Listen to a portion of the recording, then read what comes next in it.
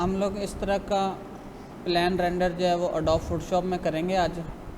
सबसे पहले आप लोगों के पास जो नए लोग सीखते हैं उनके लिए कोई आप लोग हमेशा पहले एक रेफरेंस प्लान रख लें कि हमने बनाना किस तरह का है। तो सबसे पहले हमने ये एक रेफरेंस प्लान रख लिया है कि हम इस तरह का प्लान जो है ना वो रेंडर करना चाह रहे हैं एडोब फोटोशॉप के अंदर। इसके लिए सबसे पहले आपके पास कैड प्लान होना चाहिए। तो ये मेरे पास कोई भी एक मैंने कैड प्लान यहाँ से मैं कॉपी कर लेता हूँ। फर्ज करें मैं कहता हूँ मेरे पास ये कैड प्लान है, मैं इसको मैंने रेंडर करना है। इसके लिए सबसे पहले कुछ चीज़ें जो गैर ज़रूरी चीज़ें हैं वो आप डिलीट कर दें, और फिर जो सिर्फ आपको प्लान रिक्वायर्ड है वो आप एडोब फोटोशॉप में ले जाएं।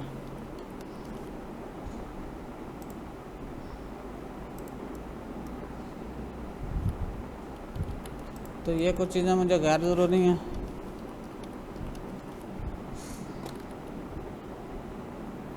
इसके बाद आप ये देख लें, बेहतर ये है कि आप जो है वो डोर्स को भी ख़त्म कर दें। यहाँ से डोर्स विंडोज़ ख़त्म कर दें।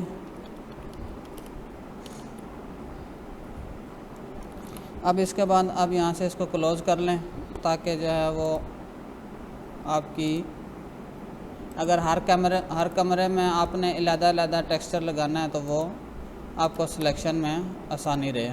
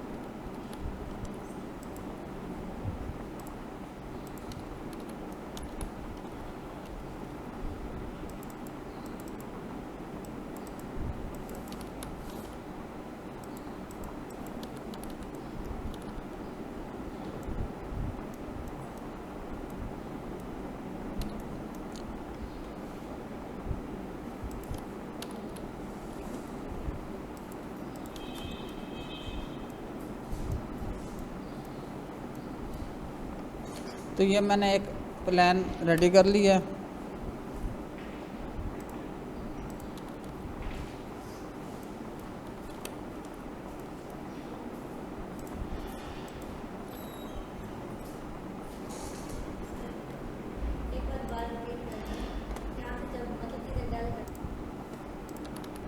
अब जब ये हमारे पास प्लान कंप्लीट हो गया है फ़ोटोशॉप में लेके जाने के लिए, तो मैं इसको कंट्रोल P प्रेस करता हूँ और इसको PDF में कन्वर्ट कर लेता हूँ। DWG टू PDF A4 का साइज़ है, इसको विंडो में ले लेता हूँ और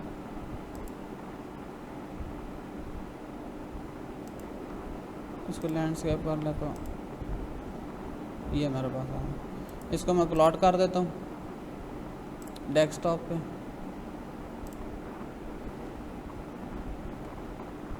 तो ये मेरे पास एक प्लान आ गया। अब इसी प्लान को मैं एडोब फोटोशॉप में लेके आता हूँ।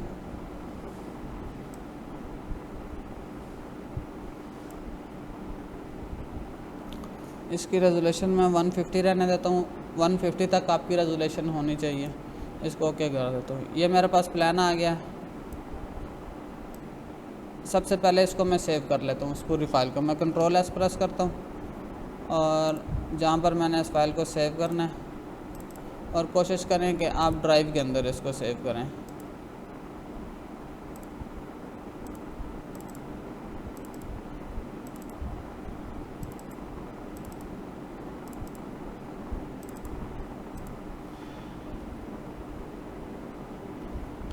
मैंने इसको यहाँ नाम दे के, अब ये मेरी फ़ाइल PSD फ़ाइल सेव हुई है, PSD फ़ाइल सेव होगी। जो मैं पूरी ये फ़ाइल बनाऊँगा यही दोबारा फ़ोटोशॉप में ओपन होगी। अब ये हमारे पास एक प्लान आ गया। अब क्योंकि हमें ये लाइनें क्लियर नज़र नहीं आ रही, ये जो फॉर्मेट आया है ये कौन सा फॉर्मेट है, PNG फॉर्मेट है। क्या है, PNG फॉर्मेट है। अब इसका, ताकि हम लोग एक बैकग्राउंड पे न्यू लेयर बनाते हैं, इस न्यू लेयर को नाम लिख देते हैं बैकग्राउंड को।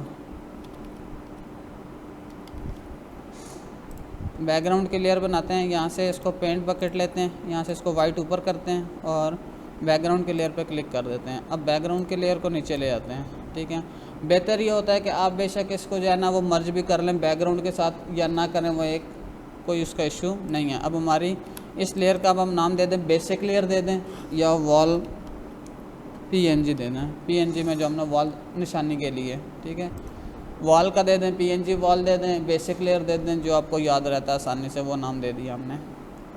जब यहाँ से इसको हमने कलर कर दिया है, अब हमने वॉल्स को कलर करना है। सबसे पहले आपने ये याद रखना है कि आपने कोई भी चीज़ जो है ना वो अलग-अलग लेयर में करनी है। जैसे हमने ऑटोकैड के अंदर हर चीज़ सेपरेट लेयर्स में की थी, यहाँ पे हमने हर चीज़ सेपरेट लेयर्स में करनी है। वही कॉन्सेप्ट है लेयर का, कोई इसके अंदर ख़ास डिफरेंस नहीं है। हर चीज़ आपकी अपनी लेयर में होनी चाहिए। सिर्फ इसके अंदर कुछ ऑप्शंस, हर लेयर के ऊपर ऑप्शंस डिफरेंट है, कलर्स की, ब्लेंड करने का, टेक्सचर लगाने का और डिफरेंट ऑप्शंस हैं। तो सबसे पहले मैं एक कॉर्नर से शुरू करता हूँ। मैं पहले वॉल्स को कलर कर लेता हूँ। मैं W प्रेस करूँगा और W प्रेस करने से मैजिक बैंड टूल आता है हमारे पास, इसको मैंने यहाँ से सिलेक्शन कर ली है। अब मैंने बहुत सारी सिलेक्शन एक टाइम में करनी है, एक दफ़ा मैं सिलेक्शन करूँ फिर कलर करूँ तो ये टाइम टेकिंग प्रोसेस है। इसके लिए आप यहाँ पे ऐड टू सिलेक्शन पे क्लिक करें, सिलेक्शन ऐड हो जाएगी और आप जितनी भी आपने आसानी से पहले आप सिलेक्शन कर सकते हैं जब तक आपका कोई प्रॉब्लम नहीं आती। आप सारी वन टाइम में सिलेक्शन कर लें। वन टाइम में सिलेक्शन करने के बाद आप इसको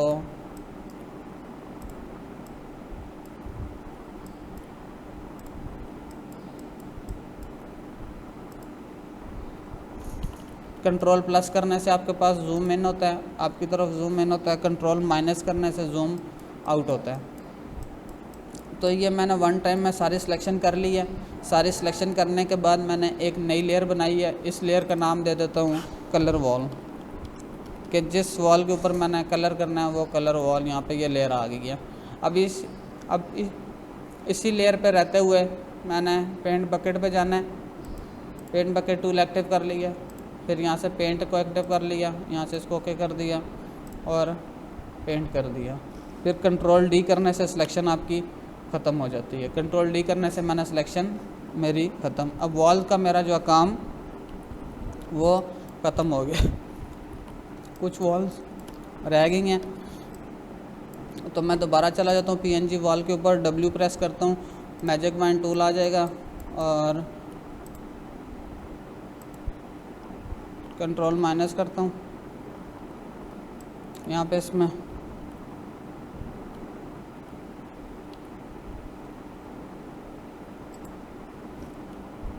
कंट्रोल Z करने से आप एक स्टेप फॉरवर्ड, एक स्टेप फिर बैक आ जाएंगी। कंट्रोल Alt Z प्रेस करने से आप 8-10 स्टेप्स बैक जा सकते हैं। तो मैं यहाँ पे इसको कलर दे देता हूँ। कलर वॉल पे जाके इसको पेंट बकेट सेलेक्ट करता हूँ और कलर दे देता हूँ। कंट्रोल D प्रेस कर देता हूँ। तो ये अब आपको चेक करना है कि आपने सारा काम एक ही लेयर में किया या नहीं किया। उसके लिए आप यहाँ से ये हाइड और अनहाइड का बटन है। अब ये देखें मैंने सारे एक दफ़ा अनहाइड किए हैं और मेरे पूरी की पूरी लेयर हाइड हो गई है। इसका मतलब ये है कि मैंने जो है ना वो सही काम किया है। मैं दोबारा देखता हूँ और ये दोबारा आ गए हैं। अब नेक्स्ट प्रोसेस है कि आपने ये वॉल्स बना ली। अगर आप ये विंडोज़ पे काम करना चाहें तब भी ठीक है, वरना ऑलरेडी हमारी लेयर्स के अंदर अगर आप ये कलर करना चाहें तब भी ठीक है, वरना पहले से ऑलरेडी ब्लू लाइंस हैं तो वैसे भी चल सकती हैं। फ़िलहाल मैं उसको नहीं करना चाह रहा। अब हमारा नेक्स्ट प्रोसेस है कि हमने इसको फ्लोर को टेक्सचर देना है। कि फ्लोर को कौन सा टेक्सचर होना चाहिए और कैसा होना चाहिए।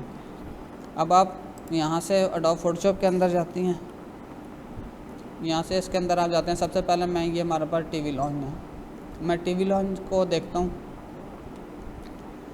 सबसे पहले आपने क्या करना है, पीएनजी वॉल के ऊपर आप चले जाएंगे, उसी बेसिक वॉल के ऊपर डब्ल्यू प्रेस करेंगे, आप यहाँ से आ जाएंगे। ये टीवी लॉन्च का सिलेक्ट हो गया। अब आपने क्या करना है, जब ये सिलेक्शन हो गई, अब मैंने हर रूम को अलग-अलग टेक्सचर देना है, हर रूम को अलग टेक्सचर देना है। आपने जितने सेम टेक्सचर देने हैं उतनी लेयर्स आपकी होनी चाहिए। अगर आपने हर रूम को अलग टेक्सचर देना है तो आपके पास हर रूम की लेयर अलग होनी चाहिए।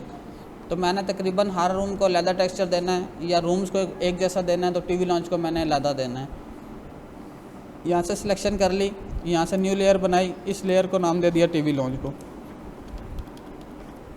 टीवी लॉन्च इस लेयर को नाम दे दिया। टीवी लॉन्च करने के बाद मैंने कोई भी एक कलर सेलेक्ट किया, कोई भी कलर डिफरेंट हो ताकि आपको आसानी हो। यहाँ से क्लिक करके कंट्रोल डी प्रेस कर दिया। अब ये मेरा टीवी लॉन्च का कलर हो गया। इसी तरीके से अब मैंने यहाँ पे करनी है किचन में, पीएनजी वॉल पे जाता हूँ, किचन को सिलेक्ट करता हूँ, न्यू लेयर बनाता हूँ, इसको किचन का नाम दे देता हूँ, और यहाँ से कोई भी कलर चेंज करता हूँ। कलर आप चेंज करते हैं ना साथ साथ, ताकि आपको आसानी हो जब आप बाद में काम करें। जी प्रेस करने से पेंट बकेट आ जाती है, कंट्रोल डी प्रेस करता हूँ। अब इसी तरीके से सारे के सारे टेक्सचर हमने अप्लाई कर लेने। अब सिलेक्शन के दौरान मेरी ये बाथरूम्स के अंदर मैं सिलेक्शन कर रहा था, तो बाथरूम मेरा ये वाला रह गया था किसी वजह से। अब मैंने देखना है कि मैंने बाथरूम की लेयर पे ही कलर करना है। तो यहाँ से आप फाइल पे मूव टूल पे आएंगे, यहाँ से ऑटो सेलेक्ट करें, क्या चीज़, ऑटो सेलेक्ट पे क्लिक करें। अब मैं जाके किसी भी बाथरूम पे क्लिक करता हूँ तो मैं ऑटोमेटिक उसी लेयर पे मूव हो जाऊँगा। इस पे क्लिक करता हूँ तो ये बाथरूम के ऊपर मैंने ये वाले कलर किए हुए हैं। इसका मतलब है कि इस बाथरूम में मैंने ये कलर किए हैं। अब मैं क्या करूँगा, मैं पीएनजी बाथरूम पे जाऊँगा, वॉल पे जाऊँगा, यहाँ से डब्ल्यू प्रेस करूँगा, इसको कलर कर देता हूँ। अब दोबारा से वी प्रेस करूँगा, बाथरूम की लेयर पे क्लिक कराऊँ तो मैं ये बाथ की लेयर पे आ गया हूँ मैं। अब इसके ऊपर मैं फिर जी प्रेस करके कलर कर देता हूँ, तो ये उसी लेयर के अंदर मैंने ये कलर कर दी है। लेकिन इसके अंदर कोई इशू है कि कौन सी लेयर के अंदर आपने ये काम किया। अब यहाँ से हमने कहीं ना कहीं कोई इशू को कलर चेंज कर लिया, या यहाँ से हमने कलर चेंज नहीं किया। तो इस लेयर के ऊपर मैं आल्ट प्रेस करूँगा, जी प्रेस करने के बाद आल्ट प्रेस करूँगा तो कलर भी वही चीज़ यहाँ पे आ जाएगा। आल्ट प्रेस करके किसी भी कलर के ऊपर क्लिक करने से वही कलर आपका कलर पैलेट के अंदर आ जाता है। तो यहाँ से क्लिक करके अब मेरा ये सेम लेयर भी हो गया और सेम कलर भी हो गया। मैं कंट्रोल डी प्रेस करता हूँ और फिर वॉल लेयर पे आ जाता हूँ। अब यहाँ तक मैंने इसका कलर कर लिया है। अब मेरे पास पोर्च और ये गैलरी है, इन दोनों को मैं अलग करना चाह रहा हूँ। उसके लिए मैं दो चीज़ें ले सकता हूँ, ब्रश टूल भी ले सकता हूँ, पेंसिल टूल भी लेके यहाँ पे एक लाइन लगा सकता हूँ। पीएनजी टूल में जाता हूँ, कोई लाइन अगर मिस हो गई है तो पेंसिल टूल लेता हूँ, और यहाँ से ये जो ब्रैकेट है हमारे पास क्या होती है, इंटर के साथ एक ब्रैकेट्स होती हैं। अगर आप राइट साइड वाली ब्रैकेट को पुश करेंगे तो ये जो आपका पॉइंट है ये बड़ा होता है। अगर आप लेफ़्ट साइड वाली ब्रैकेट को पुश करेंगे तो आपको ये वाला पॉइंट छोटा होता है। तो मुझे जितना पॉइंट चाहिए मैंने उतना करके कंट्रोल प्लस करके जूम करके यहाँ पे ये मेरा पॉइंट है, इसको मैं और छोटा कर देता हूँ। ये मैं छोटा करके यहाँ से इस पर क्लिक करता हूँ, शिफ्ट का बटन दबा के रखता हूँ और यहाँ पे ये एक लाइन आ जाएगी। अब मैंने लाइन भी कौन सी लगानी है, ब्लैक कलर की लगानी है, तो ब्लैक को ऊपर ले आता हूँ और इसको थोड़ा सा और छोटा कर देता हूँ। अब ये इस लाइन के बिल्कुल तकरीबन बराबर आ गया। यहाँ रखता हूँ, शिफ्ट दबाता हूँ और सीधा लेके आ जाता हूँ। अब ये मेरी यहाँ पे ये लाइन लग गई। तो ये मेरी कोई अगर मेरी लाइन प्लान के अंदर मिस भी हो गई है तो मैं इस तरीके से लाइन लगा के इसको क्लोज़ कर सकता हूँ। लेकिन ज़रूरी ये है कि वो आपका वॉल पीएनजी लेयर में होनी चाहिए। अब इसको मैं कलर कर लेता हूँ।